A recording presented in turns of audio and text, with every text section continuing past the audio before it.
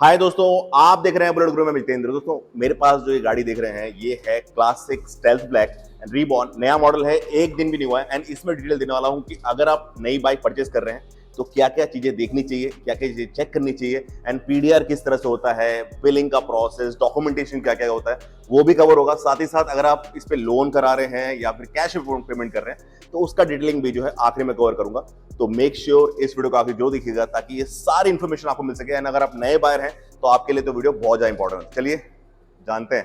तो दोस्तों detailing start करूं उससे पहले अगर आपने चैनल सब्सक्राइब नहीं किया जल्दी सब्सक्राइब कर चैनल को ताकि ऐसी इंफो वीडियो आपको टाइम टाइम बना सकूं।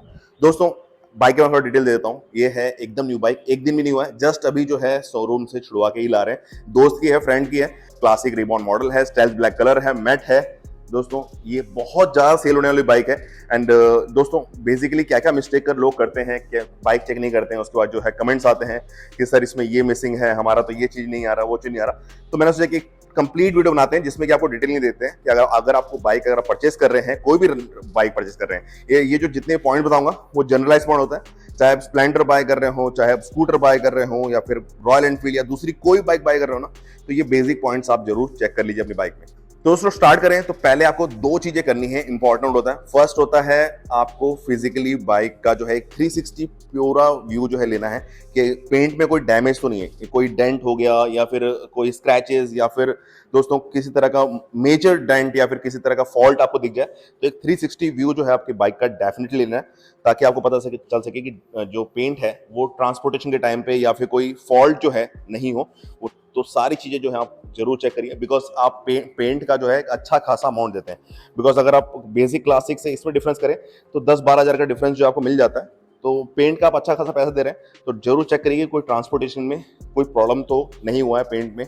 दूसरा है दोस्तों, हमेशा टेस्ट राइड जरूर लीजिए। जब भी आप बिलिंग करने से पहले ना बाइक का टेस्ट राइड लीजिए ताकि इंजन से कोई अनोइंग सी नॉइज आ रही हो या फिर ब्रेकिंग का या फिर दोस्तों कुछ अलग सा फील हो रहा है, आपको डिफरेंस फील हो रहा है बाइक में, तो वो आपको पता चल सके। कई बार परफेक्ट बाइक भी होती है, कई बार थोड़ा सा नए डिस्क होने वैसे प्रॉपर डिस्क नहीं लग रहा है, तो छोटी मोटी चीजों को इग्नोर किया जाता है। मैं बात कर रहा हूँ बड़े पिक्चर की, मतलब मेजर प्रॉब्लम की। मेजर प्रॉब्लम आइडेंटिफाई करने के लिए एक बार बाइक को राइड जरूर कर लीजिए। कई बार अलाइनमेंट प्रॉब्लम्स होती हैं, ये सब प्रॉब्लम्स होती हैं, वो सब बिलिंग से पहले ही क्लियर हो जाए तो बहुत ही सही रहता है। अब दोस्तों नेक्स्ट जो पॉइंट आता है वो आता है बिलिंग का। दोस्तों बिलिंग करने से पहले हमेशा जो है कोटेशन एक बार जरूर बना लीजिए जिसमें एक एक पैसे का हिसाब होता है कि क्या क्या चीजें आपको चार्ज की जा रही हैं। जैसे अगर बात की जाए, पहला तो हो गया इस बाइक का जो एक्स शोरूम प्राइस होता है वो, उसके बाद आरटीओ हो गया, उसके बाद इंश्योरेंस हो गया, उसके बाद दोस्तों एक एक्सटेंडर वारंटी आती है, एसेसरीज आती है एंड दोस्तों वहां का म्युनिसिपल टैक्स जो है वो आता है। बेसिकली ये सारे प्राइसिंग होते हैं जो आपको ऑन रोड पे पड़ता है दोस्तों।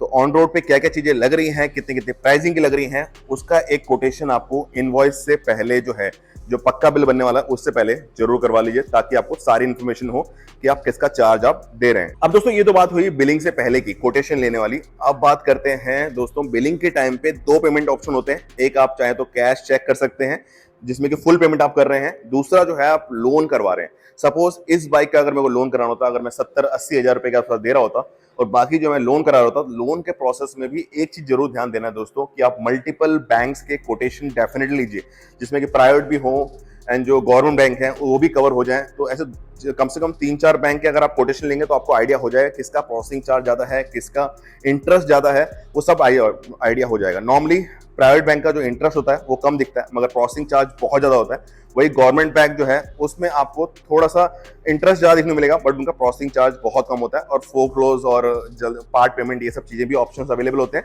तो ये डेफिनेटली एक बार चेक कर लीजिए और मल्टीपल बैंक से कोटेशन डेफिनेटली लीजिए और इसमें थोड़ा टाइम अगर आप इन्वेस्ट कर देंगे ना तो आप कुछ थाउजेंड्स जो हैं वो बचा सकते हैं। एंड दोस्तों लास्ट में एक ही चीज बोलना चाहूंगा कि बाइक को लेते वक्त कभी भी जल्दबाजी मत करिए। हमेशा ऑल पार्ट जो है चेक कर लीजिए, बाइक को एक बार स्टार्ट करके प्रॉपर्ली देख लीजिए कितने किलोमीटर चली हुई है, इसके सारे फीचर्स जो हैं आपकी बाइक में, जो आप बाइक परचेस कर रहे हैं उसमें डेफिनेटली चेक कर लीजिए कि सारे फीचर्स वर्क कर रहे हैं नहीं कर रहे हैं। हैजार्ड हो चाहे जितने फीचर्स आपके बाइक में दिए हुए हैं वो सारे फीचर्स आपको चेक करने हैं एंड सारी इंफॉर्मेशन लेने के बाद में ही जो है बिलिंग के पास जो है प्रोसीड करिए। बेटर रहता है हमेशा।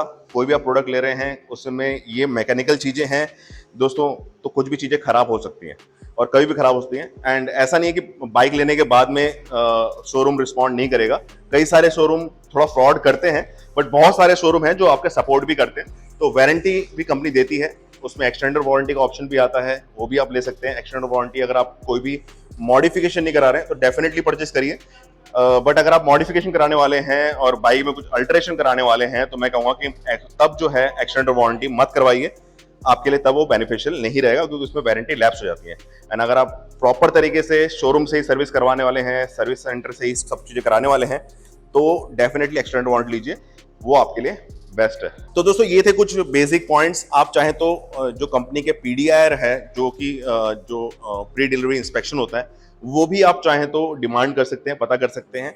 वैसे कंपनी वारंटी देती है, मैं अगेन बोल रहा हूँ कि वारंटी देती है, जिसमें कुछ मेजर फॉल्ट आता है तो भी कवर हो जाता है। जो अगर माइनर फॉल्ट्स होते हैं तो भी अगर जेन्युइन कंपनी फॉल्ट है तो कंपनी को मानना पड़ता है। बहुत सारे और भी तरीके होते हैं, अगर कंपनी शोरूम वाला नहीं आपका सपोर्ट कर रहा तो बहुत सारे और भी तरीके होते हैं जिससे कि वो चीजें उनको करके देनी पड़ेगी। बाइक आपने रॉयल एनफील्ड से ली है तो डेफिनेटली रॉयल एनफील्ड थोड़ा लाइबल होता है आपको सर्विस देने के लिए, तो डेफिनेटली आपको सर्विस देगा। थोड़ा जागरूक अगर बन जाए तो कई सारे फ्रॉड जो हैं बाइक लेते वक्त आपके साथ नहीं होंगे। तो दोस्तों आई होप आपको कंप्लीट इन्फॉर्मेशन मिल चुकी होगी। फिर भी कोई डाउट एंड क्वेरी है, कमेंट सेक्शन टोटली ओपन है, यहाँ वीडियो कमेंट करते हैं। ख्याल रखिए, ध्यान रखिए और देखते रहिए बुलेट गुरु, ऐसी बहुत सारी वीडियोस आपके लिए आते रहेंगे। बाय।